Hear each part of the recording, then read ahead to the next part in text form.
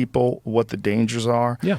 Develop protocols based on effective dosages, and also explain what people can't do, why they shouldn't do it, what medications that you're on that you shouldn't take these things. Yes. Absolutely. There needs to be much broader Education. information, not this kind of closed-minded, shut-mouth society that we live in at the moment.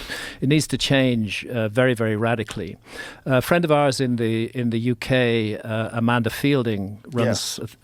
You've had her on your show. Yeah, she was amazing. Wonderful lady. She runs the Beckley Foundation, and they are.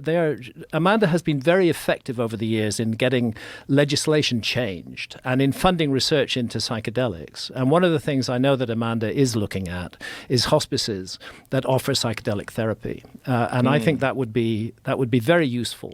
You're not obliged to take the psychedelics; it's a free choice, but they would be available in a setting with experienced practitioners who know what they're doing, who know how best to offer these medicines to help people transition through the death process. And it's been shown that, particularly psilocybin, through these end-of-life fears, that it has an amazing effect on people. An amazing effect. People in a terminal condition with cancer who've been terrified of death stop being afraid of death anymore.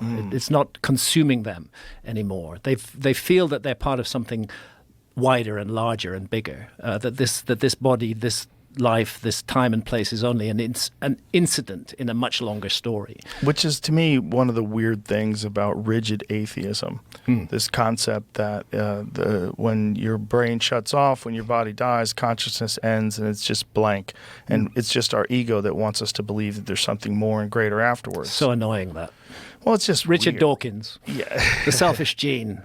He's responsible for a lot of that thinking. Well, it's they don't want to buy into foolishness, and a lot of them believe that at least some of the beliefs of organized religion are just mythical, foolish notions that people attach themselves to in order to comfort themselves, but that they, of the superior intellect, don't need those comforts. That's right. And they can embrace the darkness. And their intellects are so superior that they don't realize that they themselves are practicing a religion. Yeah. That is a religious belief. If a scientist says there is no life after death, we are just accidents of chemistry and biology, that is not a statement of scientific fact. Well, it's also the most arrogant That's an opinion. ones.